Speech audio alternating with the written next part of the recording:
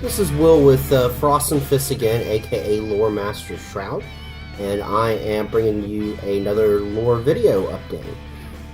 This time I actually have notes, so it might not sound like I'm a crazy person just trying to pull stuff out of my head. These notes actually were written initially. I have a few friends that I got into the game over the past year, and while they really like it, 40k has over 30 years of canon, semi-canon, not canon, that it can make it very difficult for a new person to get through. So I decided to write this kind of silly primer for new players to get into and learn about the lore and have a basic idea of what's going on in the setting. So most of this is gleaned through all the Black Library novels I've read, plus the holy trinity of resources for 40k lore, the Warhammer 40k Wikipedia, the Lexicanum Wikipedia, and the 1D4chan Wikipedia.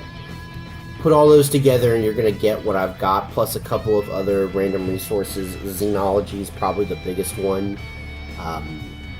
So without further ado, let me get started. Let's talk about the before times. I touched on a little of this in my last video. First race was the old ones. Nothing's really known about them except they're cold-blooded. They're basically were supposed to be the slant from Warhammer Fantasy Battle. That's kind of fallen by the wayside. No connection to Warhammer Fantasy Battle is really propagated anymore, but for all intents and purposes, imagine the slant. There were super psychers that built the webway, which are living tunnels within the warp that allow you instant access from point A to point B. They also were master genitors. They created the Eldar, who were also a fiercely psychic race, and the Kork, aka the Orc, were the most psychic race of them all. So psychic. You might be thinking, with all this psychic stuff, why isn't the warp destroying everything? Well, the warp wasn't always this bad.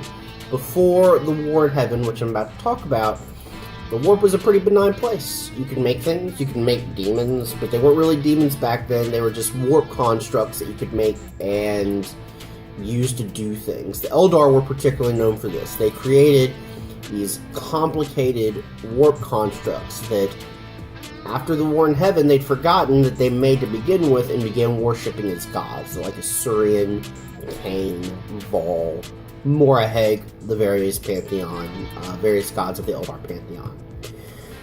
So they're all having fun doing psychic stuff, and then the Necrontyr are in the picture. They're these weird goth aliens that die when they're like 20 because they live on a planet that's got hecka radioactive, juices hitting the planet, and their whole obsessions with death and dying. They're Tomb Kings from Warhammer Fantasy Battle. I'm gonna stop doing that. I'm gonna stop making references to Fantasy Battle. They really hate the old ones. They hate the fact that the old ones are immortal, and that the other races are real long-lived. And all of a sudden, they got approached by a star vampire called a Satan or Catan. I've heard it pronounced both ways.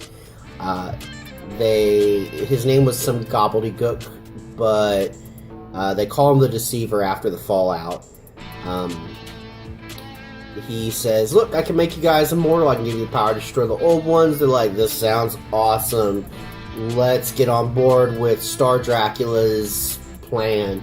So the Sun Nosferatu dips all the Necrontyr into T1000 metal, does the biotransference thing where they put their souls in the metal.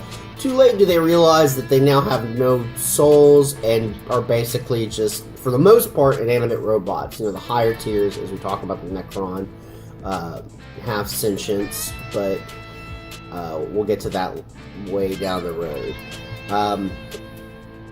No backsies, whoops. But now they can go to war with the old ones. Old ones are super powerful. They use their vassal races to go after it. This is the War in Heaven.